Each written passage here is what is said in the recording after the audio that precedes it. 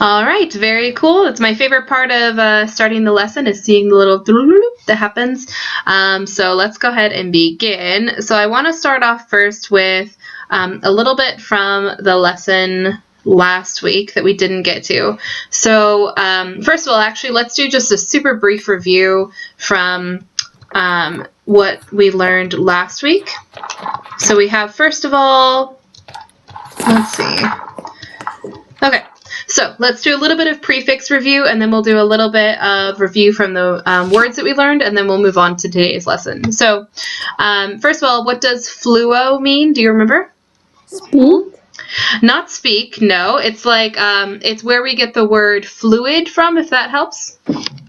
Smooth? It means flow, like to flow somewhere. Okay, how about super? Oh, above? Above, over, good. F or X?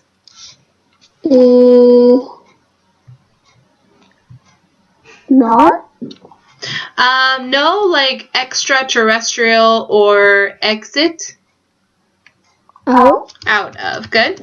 How about circum? Circle? Not circle, but Around? around, good. Re, Again? back and again, good. Sentio or census? Feeling? Sense? Feeling, good. Extra? Feel inside? Not inside, outside, right. Intra, that one means inside. Muris? Wall? Wall. Herbs? City? City. Sub? Not city? No, that's what suburb means, but what does sub mean? Under? Under, Specio or spectus, like introspect or look, good. Pod? Stand? Well, you're close, foot. Plico? This one we didn't go over too much. It means to fold. So when you triplicate something, it's like you're folding it in 3 times. Lingua? Language? Language, or tongue, actually, technically, but language is the suggested one. Okay, and then we have chiro. I don't know. This one, hand. Decim, like decimal. 10? 10. Okay, we have sectus, like bisect. Cut? Verto, like introvert. Or reverse. Feel? Turn. Okay, manus, like manuscript. I don't know. Well, a manuscript, you write it by what? Hand. Think of also the word manicure. A manicure is where you take care of your hands. So manus means hand. Okay, sesqui, like sesquipedalian. What's that? 7? Not 7. That's septa. There's also 6? No, this one was 1.5. Remember sesquipedalian? Do you remember what that word means? That was from the very first lesson. So it comes from sesqua, which means 1.5, plus ped, which means what? Foot. So a sesquipedalian was literally a word that was like 1.5 feet, or if you want to think of it just as like a really long word. So sesquipedalian itself is a sesquipedalian word, meaning it's super long. Okay, nihil. Nothing. Jactus or jectio. Throw. Cedio or cessus. Don't get it confused with sentio, which means to feel. So cedio means, what's that? Sit. Very good. All right, excellent. Good job. Okay. All right, and then ped, of course, means foot. Anus or en. Year. And milla. 1,000. Good. Okay, good. All right, let's real quick review the words from last week. I'll try to focus in so you can't see the definitions. Okay, circumlocution. Do you remember what circumlocution means? Say a lot of stuff.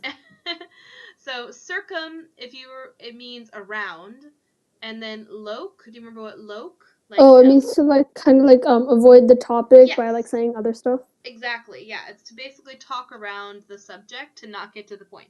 Okay. Do you remember what cogent means? Like a cogent argument or a cogent essay? very brief and detailed? Yeah, well, not actually brief and detailed. It has more of the idea of being like a rhetorical argument or very good argument or well written, basically. Discourse. A discourse, you probably know this word. I think it just is any kind of like a saying or a speech or something someone says. Usually in an official capacity, like a teacher gives a discourse. How about falter? Hesitate? Yeah, exactly. To hesitate. Literate. Like educated and not wordy, educated. Good. How about prattle? Useless talk. Yeah. Raconteur. It's like someone who's a good speaker. More than a speaker, specifically telling what types of things? Like stories about this stuff, and exactly. then like A storyteller. Good, as a raconteur. How about sophistry? It's like how kind of like persuasive talk where you like persuade someone to see your way when they like really don't know what you're talking about. Yeah, exactly. So it's more than just like persuading people. It's persuading people when you yourself don't necessarily even believe it. You're trying to convince people of something. Utterance is just anything that's said out loud. And then verbose, do you remember verbose? It's really like wordy and unnecessary. Good. All right, good. Let's try. We have real quickly here. Did you get to the homework last week? Okay, perfect. Okay, we have, first of all, aficionado, which you can probably see the definition, but that's just someone who is a fan or someone who admires it.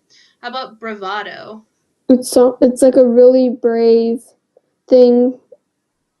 That's overly part of brave. It certainly sounds like the word brave, but it has more of the idea of someone who's like overly confident or cocky about something. Just someone who thinks like they're bigger than they are. I don't know if you've ever seen the old cartoon Johnny Bravo, but Johnny Bravo was this character who thought he was the best at everything, and he thought he was the strongest and the smartest, and he was just full of himself. It comes from this word bravado, which means having like this front where you think you're better or you show off. Embargo? It's like a cancellation of trade with another country. Mm-hmm, exactly. Usually in an official way. A flotilla? It's a fleet of ships, like a small fleet. Very good. A hacienda? Is it like a big house on a ranch or something? Yeah, exactly. Incommunicado? That's like to cut off communication. Yes, very good. Junta? Is it like a government official or like a military official? And then peccadillo? It's like a small mistake. Yeah, exactly. It actually comes from two words, which are pecado, which means sin in Spanish, plus illo, which means little. So it literally means a little sin, like nothing too bad. It's just something small. How about peon? It's a unskilled worker. Yeah, basically just someone who's like a peasant type thing. And then renegade? Like a troublemaker. Very good. Excellent. Okay, let's go back to the reading. We'll just do a little bit of reading. And this comes from a work by a man named Henry David Thoreau. Are you familiar with him? No. Nope, that's okay. So Henry David Thoreau was this guy who lived in the 1800s, and he was one of the philosophers who came up with the idea of what was called transcendentalism. That word is so big it doesn't even fit on one line. So transcendentalism was a word that means, it actually comes from the word transcend. So it was basically feeling beyond what's real. Now, that doesn't mean some kind of like wacky mysticism where you don't believe that the real world exists or anything like that. It's more along the lines of trying to become closer with nature and trying to become aware of what you're feeling and maybe why you're feeling it, that type of thing. So he believed in that. So he did something kind of radical in his days. He was a relatively privileged man who was fairly wealthy. He had a home, he had an estate, all these things. And what he did in order to become closer with nature was he totally gave that up and moved to the woods for It was honestly only about 6 weeks that he was there. He wasn't there for very long, but he left it all. He went to live in the woods, and he wrote about his experiences there. He basically spent the whole time he was there just writing. And one of the things he wrote was a work called Walden, which is, you don't have to write this down, but Walden is just where he lived, so the place where Thoreau lived. And this is also the title of the book that he wrote, and this is an excerpt from the book called Solitude. So, as you can imagine, one of the craziest things that comes with disappearing from civilization is kind of the solitude that you suddenly experience. Because, of course, when you're living in society, when you're living in civilization, you rarely have any solitude. Of course, there are times when you're alone, but you're not really alone for long periods of a time. And normally we think of solitude as being a bad thing. When we think of solitude, we think of loneliness, which is not a good connotation. So let's read a little bit about this, what he felt and whether he felt lonely or not, and then we'll move on to some words for today. So I'll read the first couple sentences and then I'll have you define some of the words that we come across here. So he's writing and he says, "This is a delicious evening, when the whole body is one sense and imbibes delight through every pore." Okay, so let's stop here for a second. Delicious, of course, doesn't mean what we think it means when we talk about pizza being delicious. It's more like, this is such a satisfying evening. This is a beautiful, beautiful evening. And then he says the whole body is one sense, meaning he's feeling completely at one. And he's saying he imbibes delight through every pore. Now, what do you think imbibes mean? You might know this, or you might be able to figure it out from context. Maybe like enjoy? Yeah, you're really close. So the word imbibes actually means drink. So imbibe means a drink. It actually comes from the Spanish word beber. Beber means to drink. So imbibe literally means to drink in. So he's saying every pore of his body is drinking in delight. I go and come with a strange liberty in nature, a part of herself. As I walk along the stony shore of the pond in my shirt sleeves, though it is cool as well as cloudy and windy, I see nothing special to attract me. All the elements are unusually congenial to me. Now, congenial, in this case, do you know what congenial means? No. It's okay. I'll give you a hint. It comes from con, which what is do you remember what the prefix con means? Remember colony, but not con. Okay, so con, it's the same as com. It means with. Con means with, plus gen, which means people. Now, the word itself doesn't just mean with people. The word itself actually means friendly and social. So it's kind of backward of what you would expect here. So he's completely alone in nature, and he says all the elements are unusually congenial to me. In other words, it feels like everything is his friend here, or everything is connected to him in some way. He says the bullfrogs trump to usher in the night, and the note of the whippoorwill is borne on the rippling wind from over the water. The whippoorwill is a type of plant that makes kind of a whistling sound when the wind hits it. Sympathy with the fluttering alder and poplar leaves almost takes away my breath. So it's a sympathy with the fluttering alder and poplar leaves. Alder and poplar, what would you guess those are? Tree. Yeah, types of trees, good. And it says it almost takes his breath away. Yet the lake, my serenity, is rippled but not ruffled. So, why do you think he says sympathy with the leaves almost takes my breath away? What do you think he means by that? There's really no correct or incorrect answer here. I'm just curious what you think it means. Maybe he feels sad about the dying leaves. Yeah, so in this case, he's feeling like he feels what they are feeling. So as they kind of leave the tree to, fly on the wind, he feels like he is a part of them. He's feeling literally with them. I think we've talked about this before, but I'll write it down again. So the difference between sympathy and empathy. So they both have the root path in them. Do you remember what path means? Feel? Yeah, path is like emotion or feeling. Now, sympathy comes from syn, which is where we get the word synonym, which means with or together, plus, of course, path, which means feeling. So sympathy is literally feeling with another. Now, empathy comes from the same path, feeling, plus E. Do you remember what E and X means? Out? Yeah, outside. So it's feeling outside of oneself. So, for example, I feel like I've talked about this before, but that's okay. So I can feel sympathy for someone who has lost a grandparent because I've gone through that myself. But I cannot feel empathy with someone who, for example, has lost a parent because I have both my parents still living, so I haven't lost either one of my parents. But I can still feel empathy for them, meaning I can go outside of myself and say, I empathize with you. I haven't felt this personally, but I am feeling for you. Now, to most people, sympathy comes very easy because we feel naturally sympathetic towards other people who are going through similar things that we've gone through. But empathy is a very difficult thing because with empathy, we have to think outside of our own experiences. So you take, like, for example, someone who was tossed out of their country because of maybe their religion or because of something that they said against the government, or perhaps they were imprisoned because of it. We obviously have never been in that kind of situation.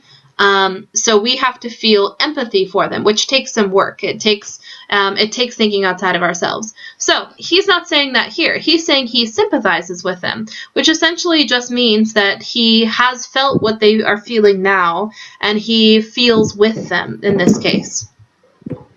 Then he says, excuse me, yet like the lake, my serenity is rippled but not ruffled.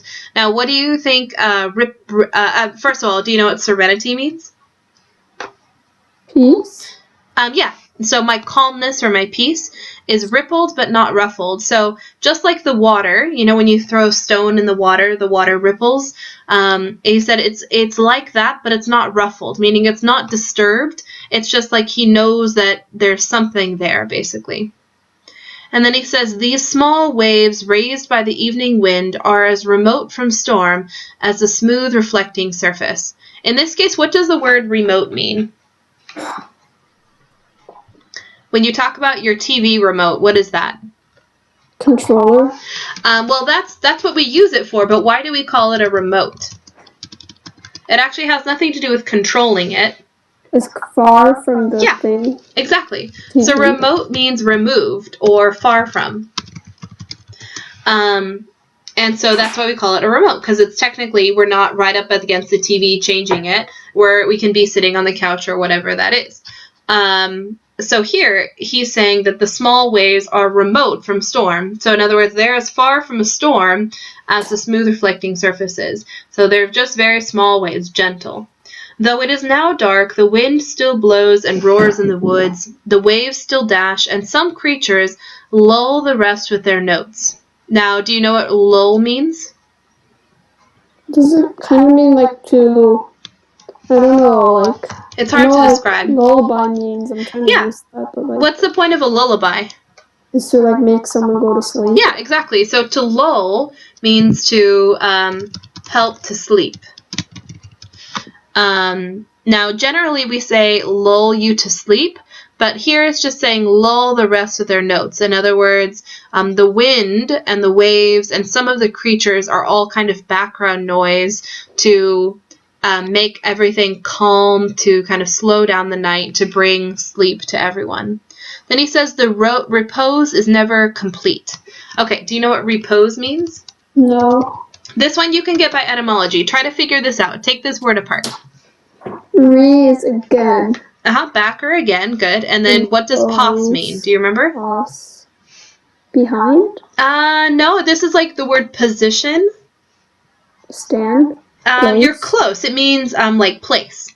So place back. So at what point in time do you place yourself back, or do you lay down? when you go to sleep. Yeah. So repose means rest, relaxation, or sleep, basically. So he's saying the sleep is never quite complete.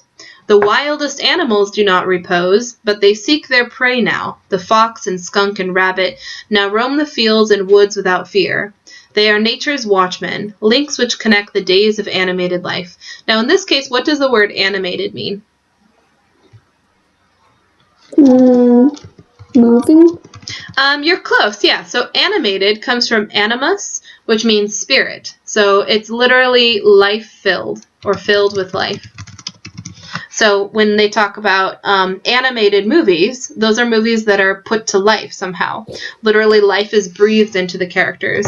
That's also where they get the word anime from. Anime is just animated things. All right, let's go ahead and move to the next paragraph. We'll read one more. So then he says, when I return to my house, I find that visitors have been there and left their cards. Either a bunch of flowers or a wreath of evergreen or a name in pencil on a yellow walnut leaf or a chip. They who come rarely to the woods take some little piece of the forest in their hand to play with by the way, which they leave either intentionally or accidentally. One has peeled a willow wand, woven it into a ring, and dropped it on my table. I could always tell if visitors have called in my absence, either by the bended twigs or grass, or the print of their shoes, and generally of what sex or age or quality they were by some slight trace left, as a flower dropped or a bunch of grass plucked and thrown away, even as far off as the railroad, half a mile distant, or by the lingering odor of a cigar or pipe. Nay, I was frequently notified of the passage of a traveler along the highway 60 rods off by the scent of his pipe.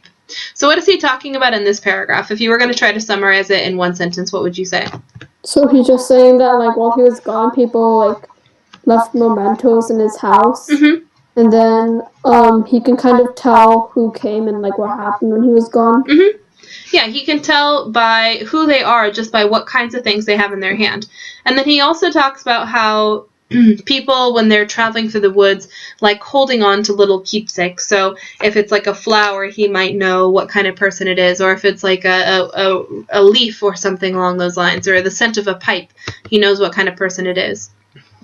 Okay, then he says there's commonly sufficient space about it. What does the word sufficient mean? Sufficient means like, it's hard to explain. It's like, can you use it in a sentence? Like, the food we got from Safeway should be sufficient for us to survive for the week. Perfect. So it just means enough of something. Good. So he's saying there's always enough space about us. Our horizon is never quite at our elbows. What does he mean by this sentence? Our horizon is never quite at our elbows. What is horizon? What is the horizon? It's like the line where the sun sets, I guess. Yeah. It's basically as far as our eye can see to the end of the earth. So if we're looking out at something and we just keep looking, our horizon is as far as we can see. So he's saying as far as we can see is never right at our elbows, meaning we are not super crowded all the time. He says the thick wood is not just at our door nor the pond, but somewhat is always clearing, familiar, and worn by us, appropriated and fenced in some way, and reclaimed from nature. Okay. So, he says here, the thick wood is not just at our door nor the pond, but somewhat is always clearing, familiar, and worn by us, appropriated and fenced in some way, and reclaimed from nature.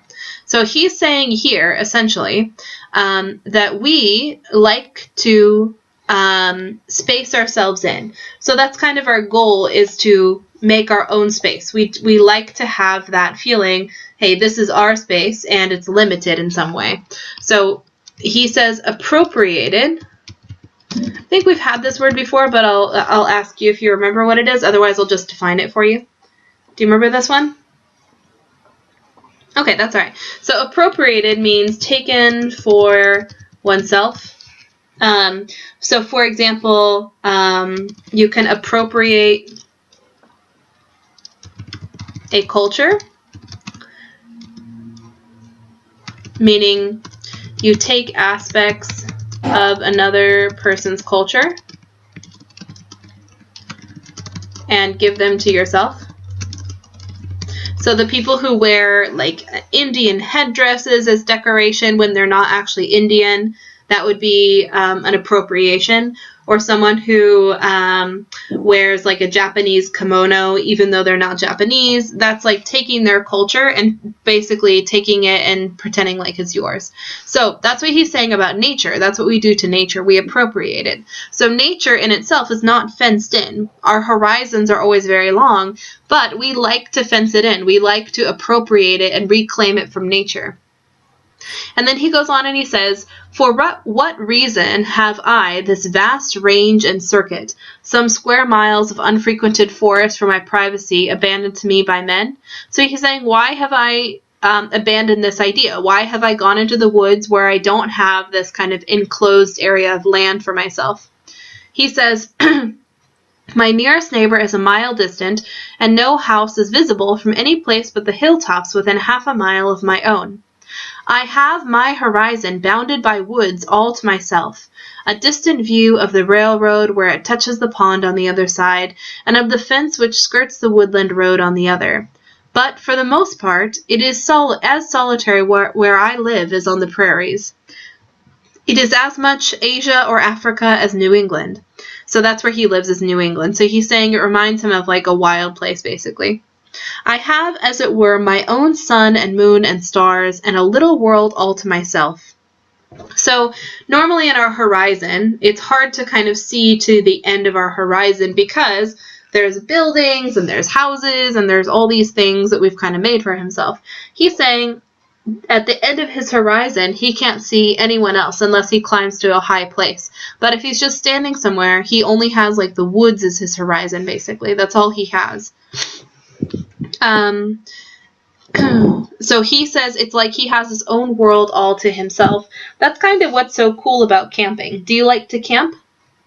Yeah? So what's cool about camping is when you go out there, it kind of feels like you're back in the days where everyone had as much land as they wanted and you could look up at the stars and it almost felt like they were there just for you when you're out in the wild. And that's what he says he feels like. He feels like he has his own piece of nature that belongs to him. He says, "At night there was never a traveler passed my house or knocked at my door, more than if I were the first or last man, unless it were in the spring, when at long intervals some came from the village to fish for pouts. They plainly fished much more in the Walden pond of their own natures, and baited their hooks with darkness. But they soon retreated, usually with light baskets, and left the world to darkness and to me. And the black kernel of the night was never profaned by any human neighborhood." What does he mean by profaned here? Usually we think of profaned as in profanity, which are swear words, but what do you think he means by it in this context? Peaceful? Sort of. He said it was never profaned by any human neighborhood. So what kind of synonym would you put there to mean the same thing as profaned?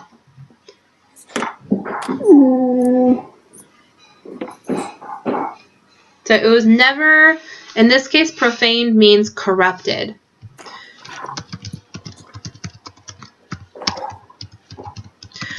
So again, usually we use profane to mean like profanity, which is a swear word, but all swear words are pretty much is just corrupted language, if you will. That's why we don't say them in polite society, because it's something that corrupts the language. We want to keep the language pure if possible. And so in this case, he's saying that neighborhoods or human building corrupts nature, or it profanes nature. Then he says, "I believe that men are generally still a little afraid of the dark, though the witches are all hung and Christianity and candles have been introduced." Okay, so we'll go ahead and stop here for now. We might continue with it. It's a really good passage. It's one of my favorites. Keep this word in mind, melancholy. We're actually going to talk about this today. And then I think there's just one more page, so it's not too long. All right, let's go ahead and move on to today's lesson. All right, so today's lesson, we actually have quite a few words that we're going to be learning today. Now, we're not going to get through all of them, so don't panic too much, but we will try to get through some of them. And I like the way that this is laid out, because this is all laid out based off of types of words and also based off of the roots that they are. So for example, all these words have to do with getting to the point or talking in some way. And they have these prefixes, which a lot of them you probably know. We have co or con, which means together or with. Cis, which means to cut. By the way, that's why scissors is spelled so weird with a S-C-I-S because of this word cutting. Brev means brief, and then cur means run or course, like current, like a current of a river. All right, let's start here. Some of these words you're going to know, and some of them are going to be new to you. Can you read concise for me, if you can see it? Concise, adjective, brief and to the point. Con, altogether, cis, cut. Ricky, try to be a bit more concise in this paper. The assignment was for a 3-page paper. Yours was 106. So, very extreme problem with not being concise. So yeah, concise just means succinct, terse. Antonyms would be prolix, discursive, protracted, circumlocutory, and verbose. Remember we had the word circumlocution before? It just means to talk around the point, and we also had verbose last week as well. All right, laconic. Laconic means disposed to using few words. It actually comes from the Latin term for Spartans who spoke little. So the word Spartan itself means very simple, plain, to the point. And laconic means that only with language. So I've known Lucy for 10 years, but she's so laconic that I hardly know anything about her past. So laconic means not necessarily shy. Someone who's laconic might just be someone who prefers other people to speak. Or when they do speak, they want it to be something worth saying, so they don't speak very often. So laconic is not a negative word, but synonyms for it would be like taciturn or reticent. Antonym would be garrulous and loquacious, which both mean talkative. Okay, succinct means basically the same thing as concise, spoken and written in a clear and precise manner. So because commercial time during the Super Bowl runs over $3 million per minute, it's good to be succinct. And again, concise and terse would mean the same thing. And the antonyms would be the same as concise. Okay, now brusque means something similar but slightly different connotation. Go ahead and read brusque. Brusque, rudely abrupt. My girlfriend tends to be brusque when she's mad. She just tells me to talk to the hand. So brusque is also being very concise, but it has more of the idea of being very rude too. If you're brusque, you are short and concise, but in a rude way. Okay, then we have abridge. Now, abridge means to shorten a written text. So the dictionary was 1,400 pages long before it was abridged by the publishers to 850. So a lot of times for a long novel, there will be an abridged version and a regular version. The abridged version is usually much shorter than the regular version. So a synonym would be abbreviate. Antonyms, which would be something that means to make bigger, would be augment, amplify, or protract. Okay, brevity. What does brevity mean? Quality of succinct expression. And it comes from brev, which means brief, plus ity, which means the quality of. Speeches at the Academy Awards are not known for their brevity. They often go on long past their allotted time. So brevity just means very brief. Shakespeare was the one who said brevity is the soul of wit, meaning to be brief is to be witty. So conciseness, pithiness, succinctness, laconism would all be synonyms. Conspire means to plan together or secretly to commit an illegal act. So literally it means to breathe together. So when people conspire, they usually whisper, and that's where that idea of breathing together comes from. Because if you're breathing together, when you whisper, you breathe more than when you just talk out loud. So that's what they're talking about. Then concur comes from con, which means together, plus cur, which means to run. So when you concur with someone, you're literally agreeing with them. You're running with them rather than against them. So accord, harmonize, or cohere would be synonyms. Okay, how about concord? Concord, a state of harmony. Con together plus chord, heart. So unanimity and consensus would be synonyms. So concord, can you think of another word that has chord or core in it, meaning heart? What's another word for being very nice or polite to someone? Starts with chord. Cordial is the word I'm thinking of. So cordial, cordial, means being very friendly, very kind to people, and it comes from actually having a heart with people or being very kind and heartfelt with people. Then we have congenital, which means existing at birth. So innate or inborn. It comes from con plus gen, which means born. And then we have schism, which is a division into political or religious factions. So faction, rift, or divergence would be a schism. And it comes from the root cis, which means to cut. So literally it's a cut between groups. And then last one, incisive. Go ahead and read that one. Incisive, adjective, having or indicating keen insight. In plus cis, cut. Good. So if something's incisive, it's like it cuts right to the point. That's literally what the word means. There's no beating around the bush. There's no circumlocution. It's just right to the point. Okay. Excuse me. Really briefly, let's go ahead and go through the words and see which ones you remember. So I'll try to have these so you can't see the definition. Although now that it's so big, you can't really see it anyway because it's so pixelated. Okay. What does concise mean? Do you remember? Very short, I guess. Yeah, short and to the point. Good. Okay. So big. Okay, maybe I shouldn't have done this. Okay, what was the word that meant to whisper together? Whisper. That was a literal meaning, but it meant to like plan in secret. Concoct? Concoct actually would be a word that would work. In this case, it's conspire. But concoct would have worked too, which means also to plan in secret. What was the word that meant short and to the point? There were a couple words that meant that. Concise. Concise. Succinct. What would be one more? There's one that starts with an L.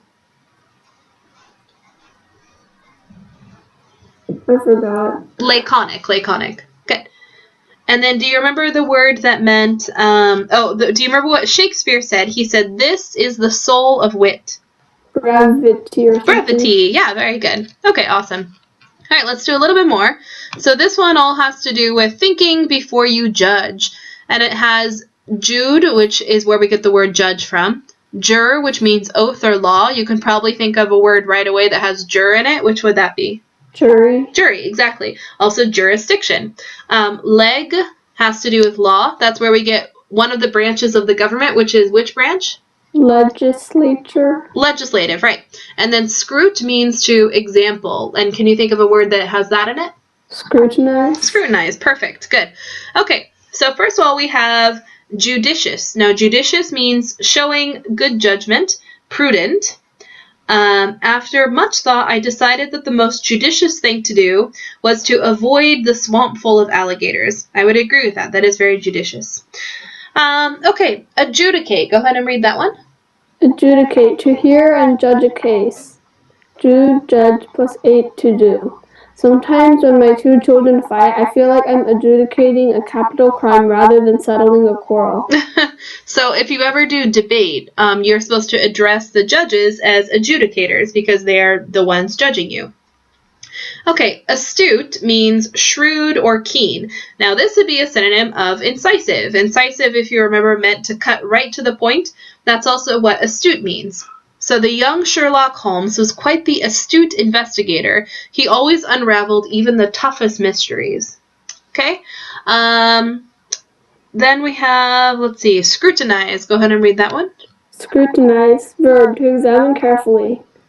Scruta, examine plus eyes to do. Before buying an apple, scrutinize it to be sure it has no bruises. Good, very good. Okay, and then we have pragmatic, which means concerned with practical outcomes. So someone who's pragmatic, they're not an idealist, they're not someone who would deal with very theoretical approaches. They're very much concerned with what's real and what's true and what's actually going to help them. Okay, then we have prudent, which means showing good judgment. Comes from prudentia, which means knowledge. So it would not be prudent to sneak out of your room again tonight. Your parents will ground you if they catch you. So judicious and sensible would both be synonyms. All right, jurisprudence. Go ahead and read that one. Jurisprudence, noun, the science or philosophy of law. Jur, law plus prudentia, knowledge. So jurisprudence is just what people study if they are getting their degree in law. Okay, then we have jurisdiction. Go ahead and read that one as well. Jurisdiction, noun, the sphere of authority or control. Jur, law plus dictio, declaration. Yeah, we've had that root dict before, which means to speak or say or to declare. Good. So when we talk about jurisdiction, usually we're talking about like police jurisdiction, which means the police only have control over that area. Or we might be talking about political jurisdiction. For example, someone who's the senator of Vermont would not have any jurisdiction over a decision in California. Then we have adjure, which means to command as under oath. So it comes from to oath, basically, or to command something. And then we have adjuge, which is very rare. We don't really use that word before as a verb. We just say adjudicate or adjudicator. And then acumen is keenness of judgment. So acumen would be a synonym of which other word that's on here? I'll go back down so you can see. Acumen is keenness of judgment, so sharp judgment. So what would be the synonym here? Astute. Astute, and that was a synonym of a word on the last page. Do you remember what that word was? It started with an I. Incisive. Good job. Very good. I'm very impressed. So they're not easy words. Then we have inscrutable. Go ahead and read that. Inscrutable, adjective, beyond comprehension or examination. In, not, plus scruta, examine. So if scrutinize means that you look very carefully at something, you pay close attention to it. Inscrutable means it cannot be scrutinized. It cannot be examined in any way. So mysterious, enigmatic, inscrutable, those would all be synonyms. And then we have allegation, which is a formal accusation, basically. Okay. Rather than just making you come up with the word, I'll give you all the words and I'll tell you a sentence and you tell me which word would fit the best in it. Okay.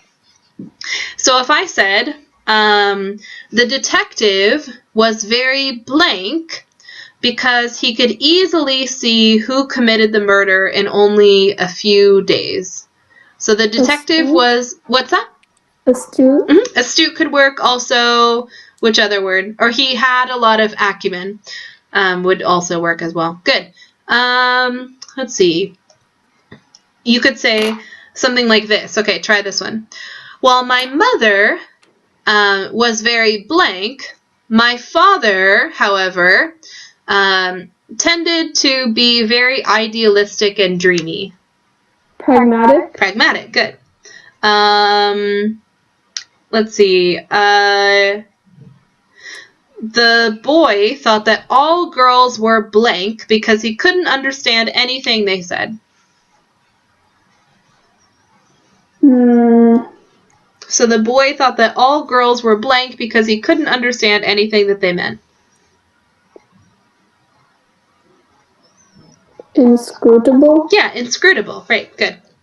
The policeman became angry with his police counterpart because he tried to take over in his blank.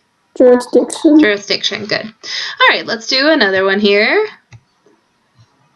All right, so we have loque or loque, which means to talk, like the word loquacious means talkative. Verb, which means word. So when you talk about the verb of a sentence, that's literally the word of the sentence. Circa means around, and E or X means out. Okay. First of all, we have eloquent. I think you know what this word means, but go ahead and read the definition. Eloquent, adjective, well-spoken. E out plus loquial, talk. She is an eloquent spokeswoman for animal rights. She conveys her idea with great ease and fluidity. Fluidity, right. So very articulate, very fluent, someone who's eloquent, speaks easily and without any trouble. An antonym of that would be inarticulate, meaning someone who has trouble speaking.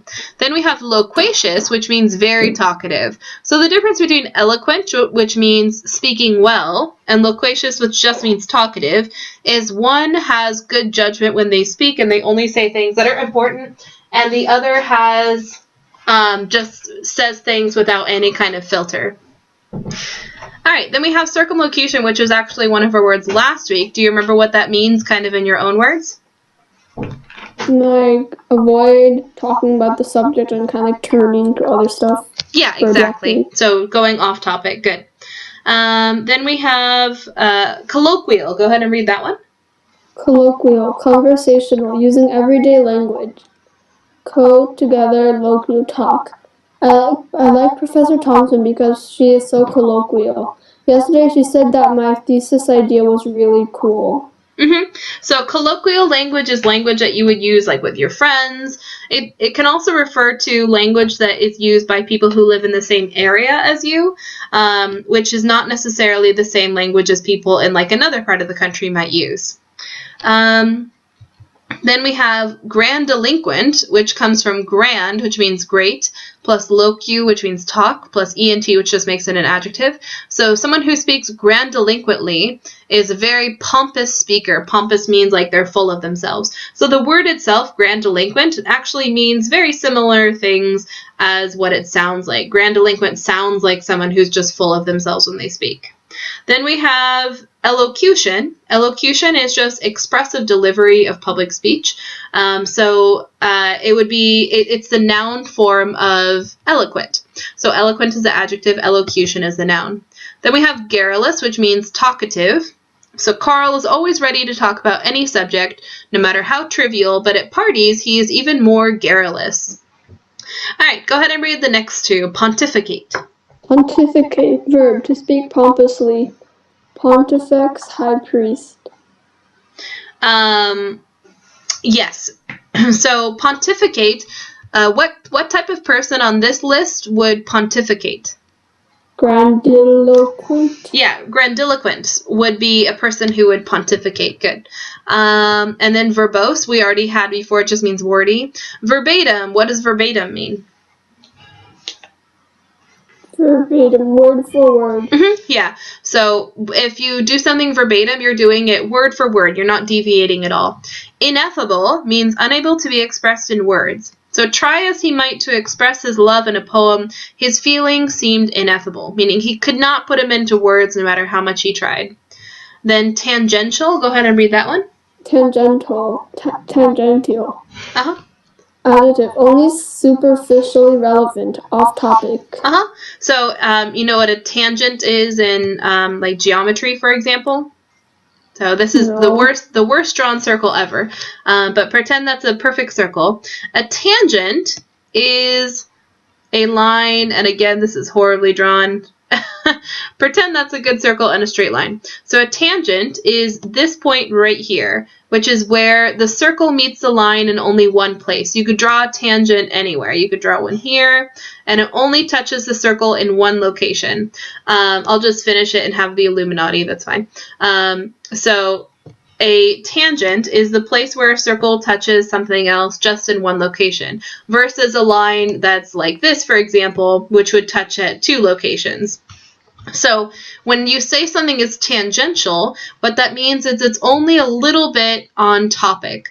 It is only a little bit relevant to what you're talking about. So I definitely know when students try to get me to go off on a tangential rabbit trail, if you will, because they'll bring up a question that's not necessarily relevant to the lesson. That's called a tangential reference. Okay, then we have the word tout. Go ahead and read that one. Tout, verb, to promote or praise energetically.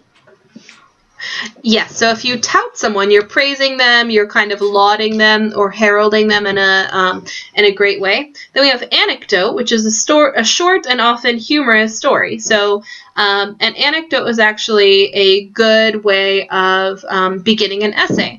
Just a little story to start it off. Okay, and then lastly we have discursive. What's that one mean?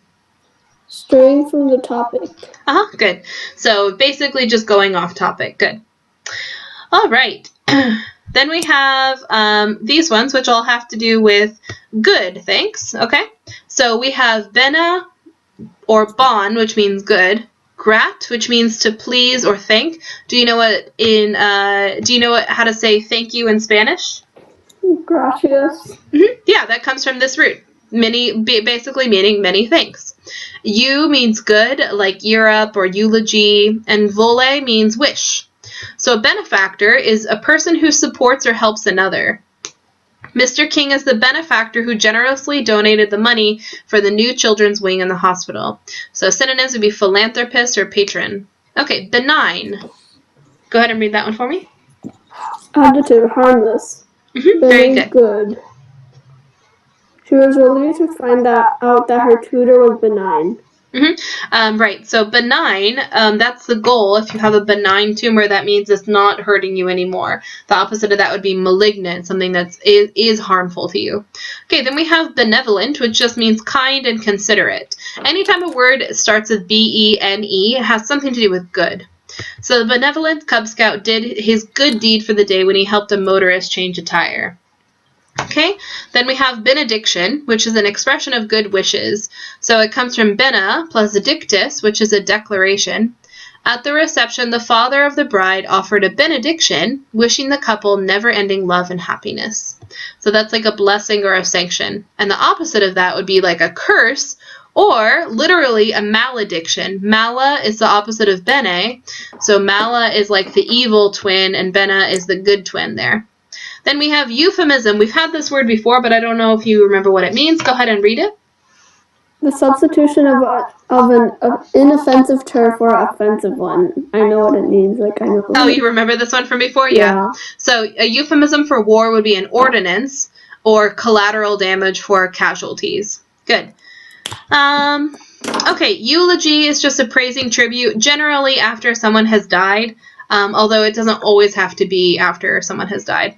That one was written twice, so we'll just skip over it. Ingratiate is to put yourself in good favor with another. Basically, to suck up to someone is to ingratiate yourselves to them. It's literally to please, to get inside someone and to please them some way. You would buy something for them or something along those lines. So when starting at a new school, Mary sought to ingratiate herself with her classmates by being excessively nice. Beneficiary is just a person who receives benefits. So who would be the person to give a beneficiary money? Benefactor. Benefactor, good. Gratuity is a small payment in gratitude. Now, normally, what do we use gratuity? In what context do we use the word gratuity? And you might do it every time you go to a restaurant. What would be gratuity? It's in tips. Yeah, it's another word for a tip. So sometimes a restaurant will already have gratuity built into the bill. Like you don't actually have to pay it because they already have put it in the check. But most of the time you have to add gratuity. Means you say, okay, I'm going to give you 10 or 20% just because I'm thankful for what you did. Gratis just means free of charge. Gratify means to please. Euphoria is extreme happiness. And euphonious, remember phone is like where we get the word telephone, and it just means sound. So euphonious is just a good sound or a sweet sound. Okay, I think there are two more here. Yeah, two more. So we'll get through these quick. All right, we have rupt, which means to break. Mute, which means change, like mutation. Morph means form or shape. And then meta means change or beyond. So what would immutable mean? Go ahead and read that one. Immutable, unchangeable. Emily is a mutable vegetarian. No matter how hard we try, we cannot get her to eat cat meat.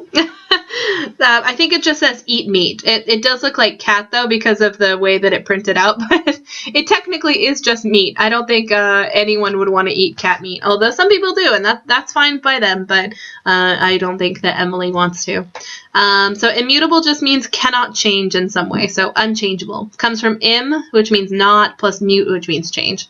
Metamorphosis is a transformation. So the old house underwent a metamorphosis from a rundown shack into a beautiful cottage. The most common metamorphosis that we think of is like a butterfly, basically.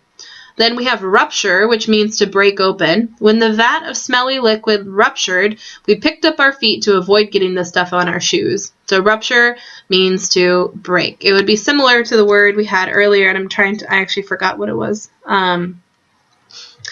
This one that I zoomed super in on. Okay, so this one's schism. A schism would be, oops, I made it too small now. A schism is a division. Basically, a rupture would be the same thing. Okay, then we have transmute, which means to transform. So in Harry Potter, they transmuted a feather into a frog using a spell in incantations class. So anytime you see trans, it means across. So transfiguration, transfiguration is to change one figure into another. So McGonagall, she teaches transfiguration to the students, literally transforming one thing into another.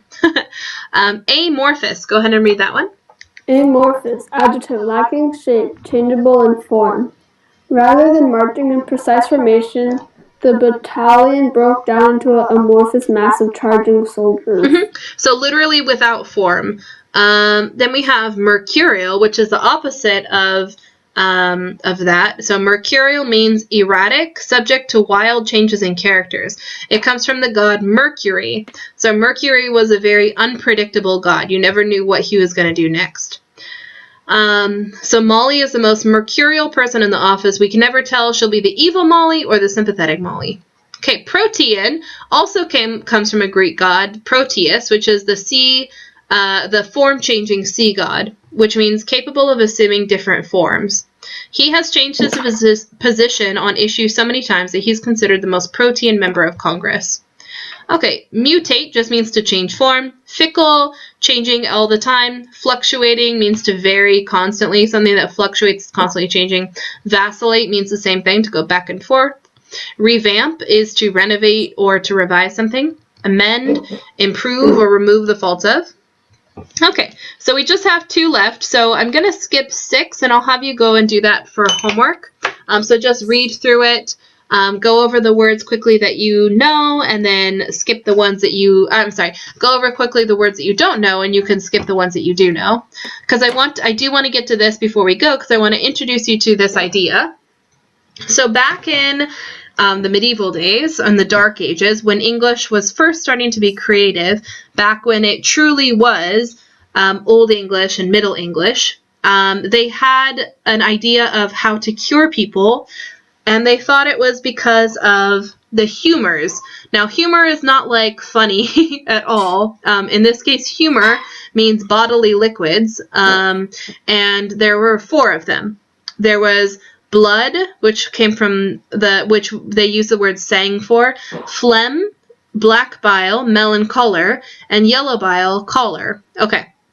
So melon, M-A-M-E-L-A-N, means black, which is why melanoma, which is skin cancer, basically means black skin, because you've spent so much time in the sun that there are dark spots underneath your skin.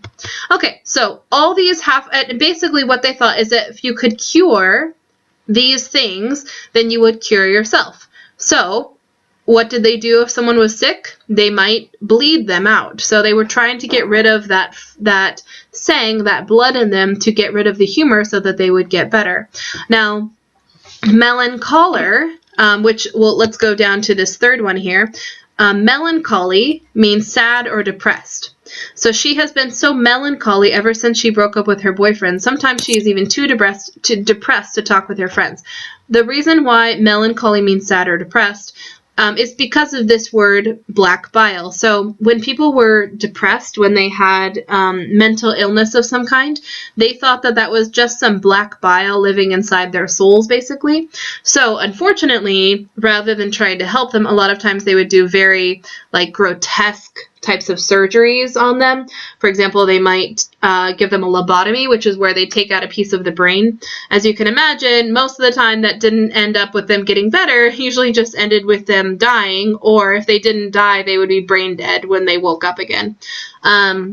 So melancholy just has to do with being very, very sad. It's almost like, and if you think about, if you've ever felt really, really sad or depressed, you kind of feel like there's something just dark living in you and you feel like you can't get rid of it. That's what they thought actually happened, only they thought it was an actual physical thing rather than just something mental.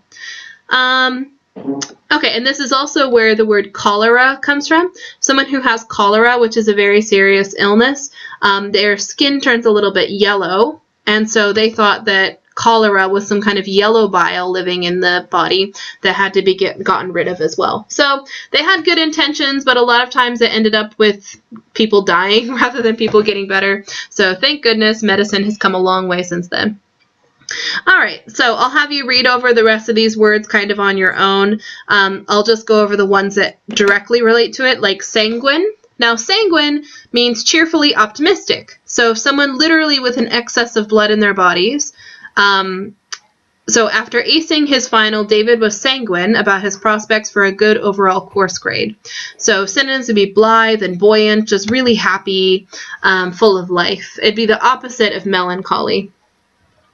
Then we have phlegmatic. Now, phlegm is what happens when you get a cold, for example. If you've ever coughed and something has come up, that stuff is called phlegm. It's really gross.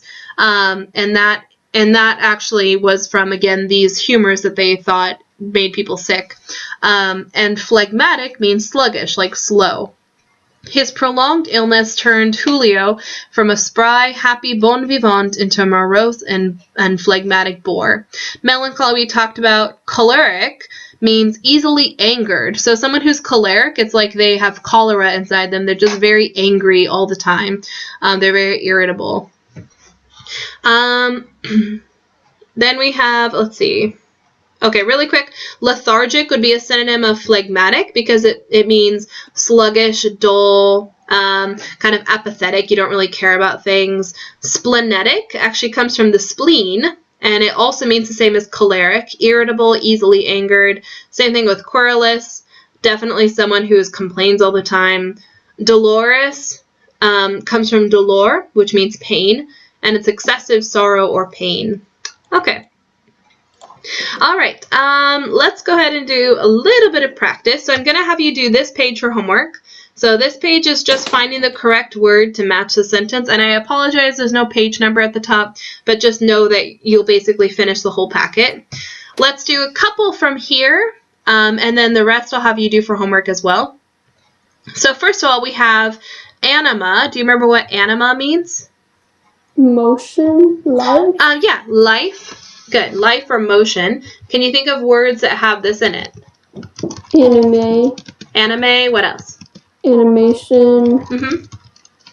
Animatronics. Animatronic is like a robot, basically. So yeah, those are good. How about circum? Can you think of what circum means? Round. Around. Good. And can you think of a word that includes it? Circumlocution. Circumlocution, which meant what? Straying off topic. Good. What would be another word? Circumference. Circumference. Also, we have circumnavigate. Whoops. Circumnavigate means to literally navigate around. Okay. Jude. Do you remember what Jude means? Judge. Judge. Good. Can you think of a word? Judge. The word judge. Good. Any others? Judgmental. Judgmental. We also have, of course, judgment. There's judicial. I'm drawing a blank too. I can't believe I'm drawing a blank. Judgmental, judicial, adjudicator. Remember what was an adjudicator? Someone who judges a lot. Yeah, or just someone who judges, like for a job, basically. Good. All right, good. So I'll have you do the rest of these on your own. You basically can just look back at the lessons and find words that match this. If you can't find words that match this, you can always look them up in the dictionary, or come up with words from your own memory as well. All right, last thing we'll do today is this page. If we don't get the whole thing done, you can just finish it for homework, but it's not too much. So first of all, I'll zoom in a little bit more so it's easier to see. Okay. So, should a talk show host be laconic? Do you remember what laconic means? No, not really. Okay, that was from the first lesson, which meant getting right to the point. So laconic means saying very little, or saying it in a very short way. So it depends, like what type of. True. In what situation would a talk show host want to be laconic? Like if Are you talking about like a political or like thing? Just on like don't elaborate on Donald Trump's life, just like elaborate what he did. That is true. That is true. Generally speaking, though, we think that talk show hosts should not be laconic because we want them to talk, basically. So I'll put no for this one, although I think you're right. Sometimes it would be nice if they were a little bit more laconic. Is wearing a seatbelt prudent? Yeah. Yes. Prudent means like wise or a smart decision. Should a politician be perspicacious? Okay, we haven't gotten to that word yet, so I'll let you do that one for homework. Is something innocuous harmful? No. Not sure. No. Yeah, innocuous means harmless, so no. Is a beneficiary one who gives? No. No. What would be one who gives? Benefactor. Benefactor. And what is a beneficiary? I don't remember. Beneficiary is a person who gets, like who benefits from others, basically. Okay, number 6. All right, so do you remember the word that means to change form? Mutate. Mutate, good. Lacking substance.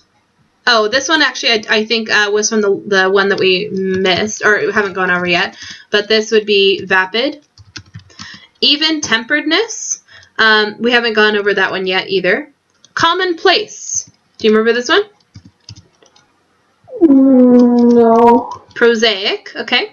Overused we haven't gone over yet, but sluggish we did. Now this one literally meant like having too much phlegm. So do you remember what this word was?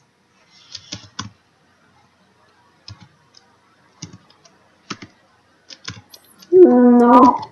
Phlegmatic. Phlegmatic. Resistant to authority is recalcitrant. Now, let me give you a little history of recalcitrant over on the side here. It comes from re, which means back or again, plus calce, which means hard. Now, can you think of something that's made from a word that starts with calce? Calcium. What does calcium do for your bones? It makes it strong. Yeah, it makes them hard or strong. So someone who is recalcitrant is literally someone who is hard-headed or stubborn, resistant to authority. So they're literally hard against something else. Disposed to complain, someone who's always complaining would be called what?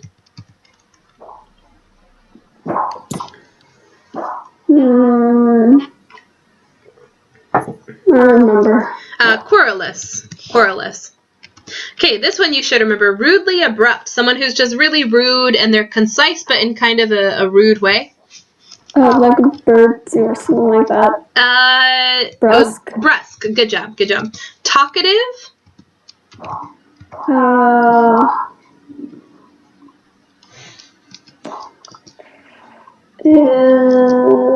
Oh, well, do you remember the one that started with LOQ? It's loquacious. Good, loquacious. And then the other one was garrulous. Garrulous, good. A political split, excuse me. Schism. Schism, good. Kind of a fun word to say. Keenly perceptive. This one we haven't gone yet, but it's perspicacious. Okay. With sound judgment, someone who has good judgment would be? Judicious. Judicious, good. To examine carefully? Scrutinize. You're doing awesome. This is great. Keenness of judgment, starting with an A. Juked? No, juked means, I'm drawing, juked is, having to do with judging, but in this case it means someone who is very keenly perceptive.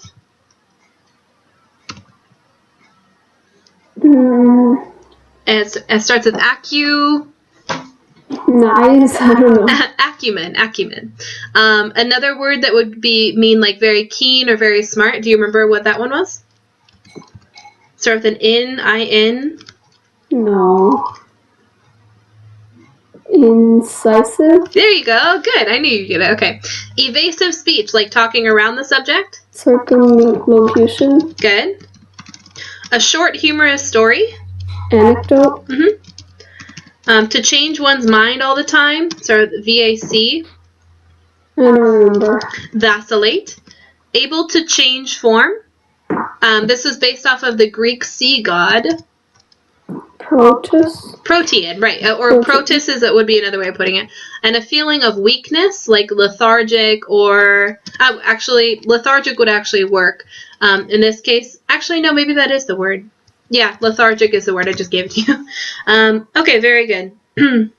All right, so for the rest of it, I'll have you do for homework. All you're doing is putting it in the correct form. Yeah, that should be good. So basically, for homework, you're just finishing the packet. So you're going through, you're finishing this section on the roots of the words.